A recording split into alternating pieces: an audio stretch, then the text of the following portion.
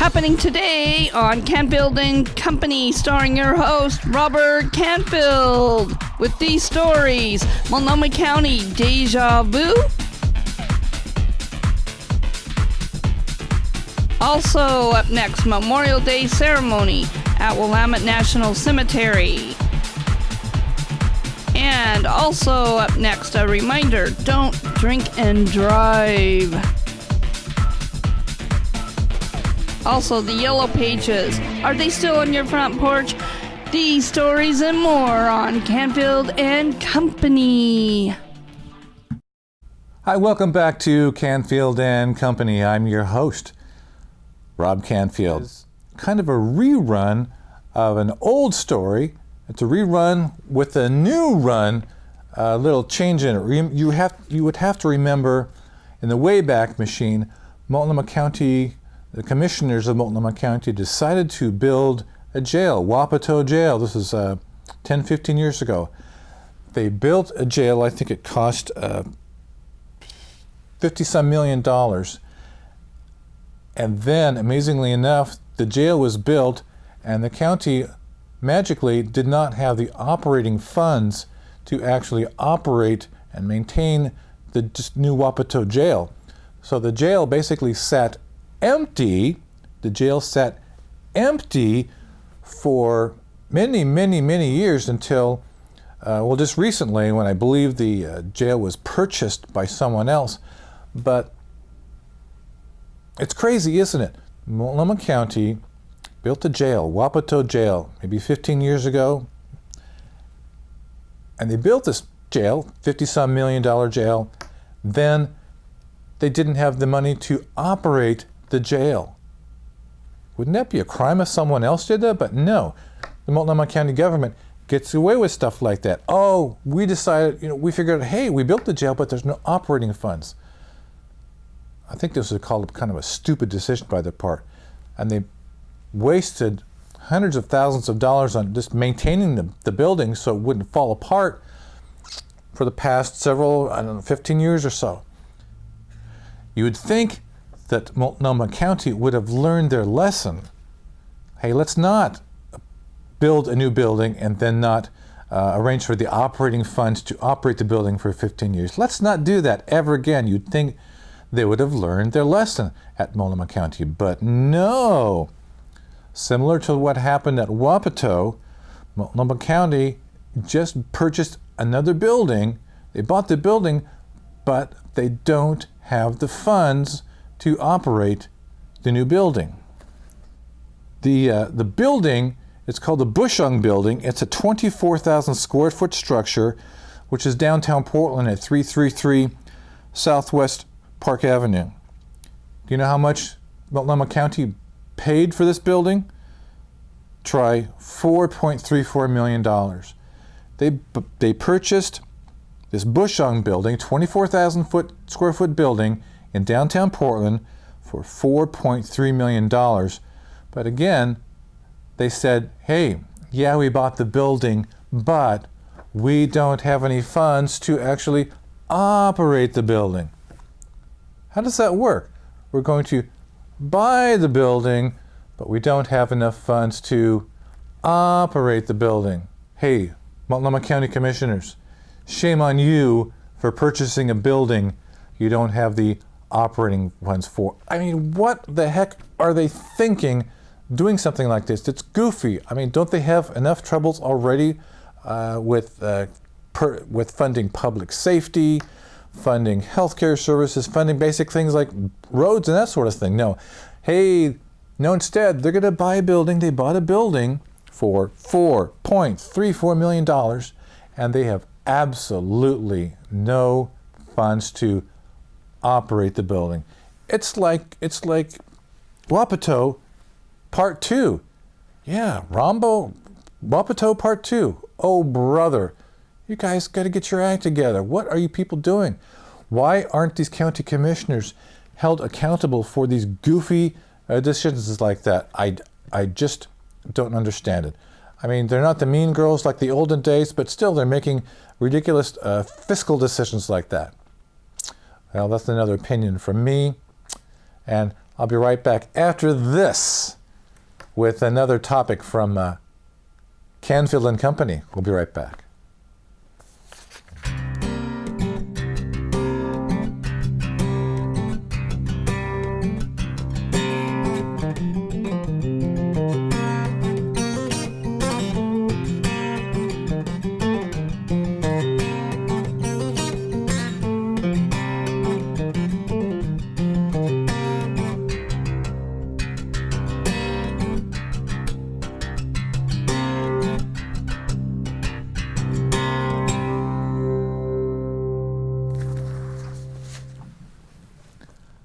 Hi, welcome back to Canfield Company. I'm your host, Rob Canfield. This is the show where we talk about things that, hey, I want to talk about after all.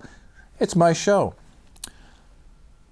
Next topic today, I wanted to talk a little bit about Memorial Day. Every year, my wife Tana and I, we attend the Memorial Day services at Willamette National Cemetery up on Mount Scott. It's really a moving cemetery. It's held outside at the top of the hill, and it's really a moving experience to see several hundred people come to express their sympathy and remember the folks who served our country but made the ultimate sacrifice in losing their lives. This year, hey, it was raining. When we got there, it wasn't raining. I didn't expect rain when we left the house, and we didn't have umbrellas. So the second we sat down, it was about half hour before the ceremony started. It started raining really, really, really hard. But the amazing thing was, nobody really left. Some people had umbrellas, but nobody really left. They stayed there until the ceremony started. The most moving part of the ceremony for me, first of all, is when the honor guards of the different veterans organizations present their colors and march in the steps to the front of the ceremony location. I was surprised this year in that when they came to the point of the ceremony where the Gold Star wives were escorted by a military escort to their seats, I got a little teary-eyed because I just suddenly hit me that these families, these wives and these families, they lost their loved ones who died in the service to our country. And I thought also of the sacrifices that those wives and family members and their children were going through. So it was a very moving experience for everyone to memorialize and pay respect not only to the soldiers who sacrificed their lives, but also the families, the Gold Star wives and the families who lost their dads, lost their husbands. Now, usually during the event there is a military flyover. However, during the ceremony, the low cloud cover and the rain prevented us from seeing the flyover, but we could certainly hear the flyover. Now, another moving part of the ceremony is the cannon salute, very, very loud. Before the ceremony, the Master of Ceremonies tells everybody, if you have parked your car within a couple of hundred yards of this event, you might want to go back to your car and turn off your car alarm, because what happens, you've got 3 cannons going off, 3 howitzers going off, and it's really, really, really loud. But the salute with the cannon was also it was a very moving experience. And at the end of the ceremony, the different retired military groups retired their flags, and overall, after the ceremony ended, throughout the ceremony, what was behind us at the entrance to the bowl where the ceremony is held is a huge American flag, which was blowing in the breeze. It's very, very dramatic and moving. So I would recommend anybody, if you want to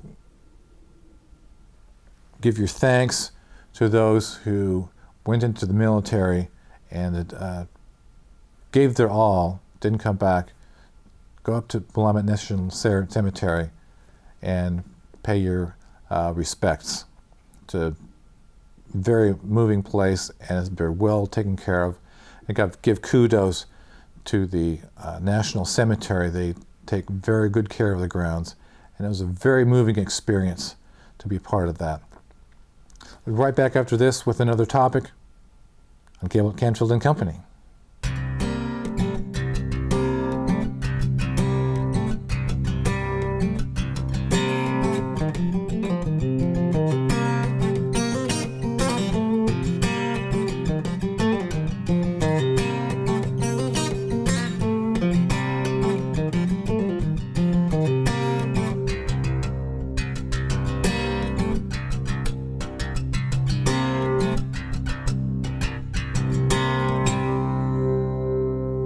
Welcome back to Canfield Company. I'm your host, Rob Canfield. We have one more topic today.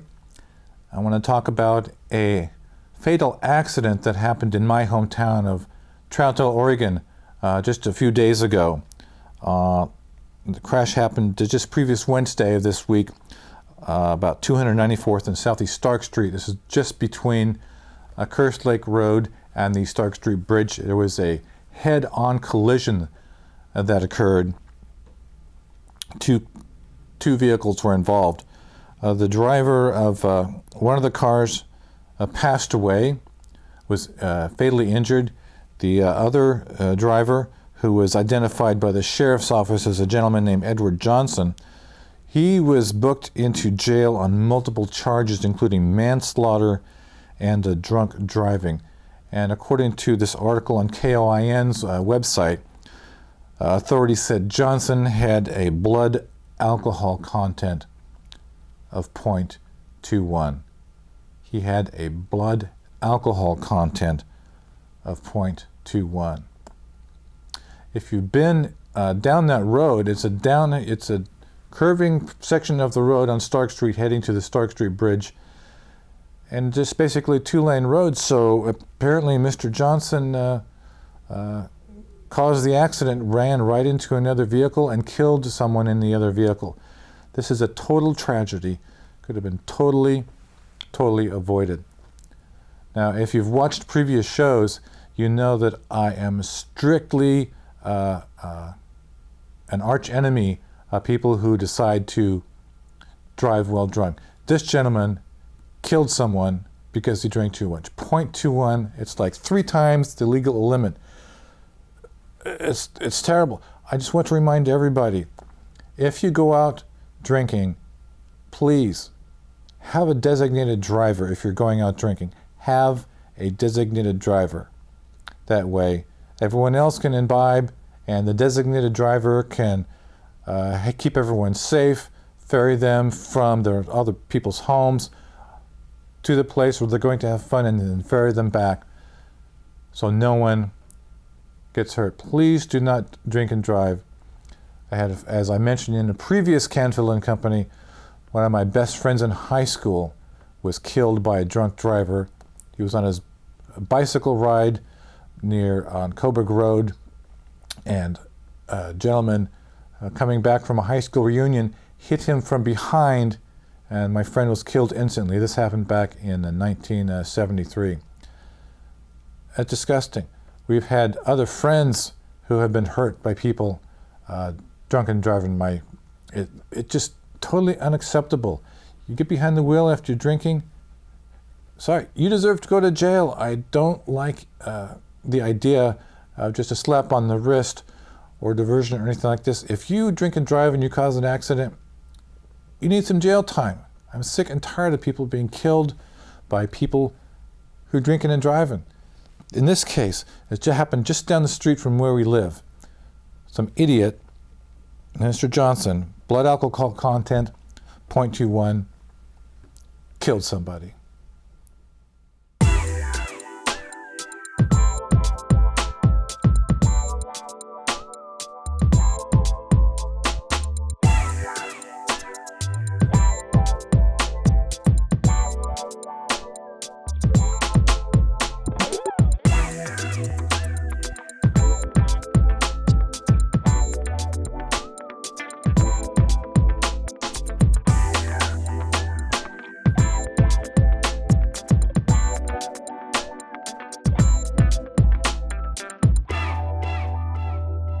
Welcome back to Canfield Company. I'm your host, Rob Canfield. We have another topic today. I just couldn't resist this as I was coming to tape the show today. I opened the front door, and what should be on my front door but the Yellow Pages. Yeah, it's a printed copy of the Yellow Pages. I couldn't believe it. How many years have you and I, fellow Canfield Company watchers and hosts, how many years have we been taking these phone books, taking them straight off of our front porches and putting them straight in the recycling bin? I mean, what are these people thinking? I'm wondering, do businesses actually pay for ads in the Yellow Pages?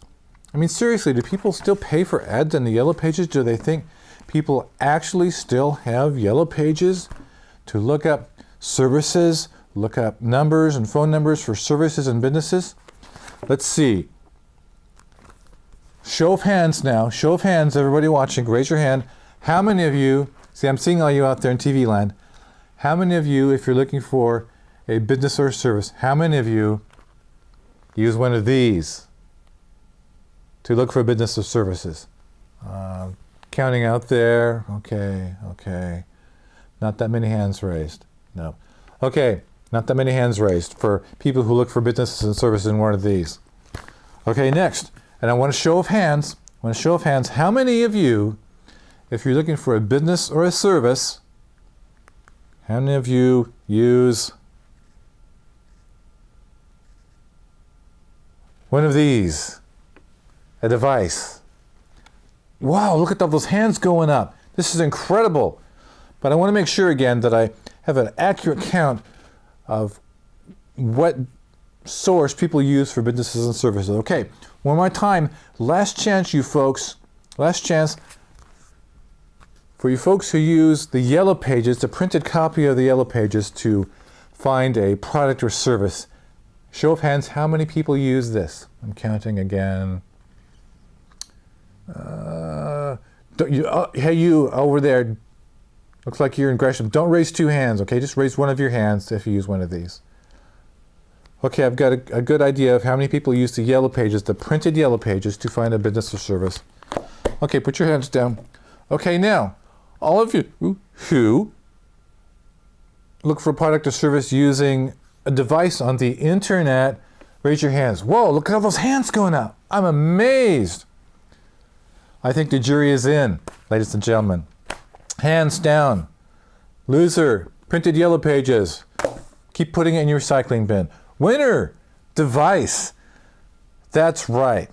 Well, that's it for this episode of Canfield Company. If you'd like to see previous episodes of our show, you can go to our website, which is robertcanfield.com. That's right. If you want to see previous shows, you can go to our website at robertcanfield.com.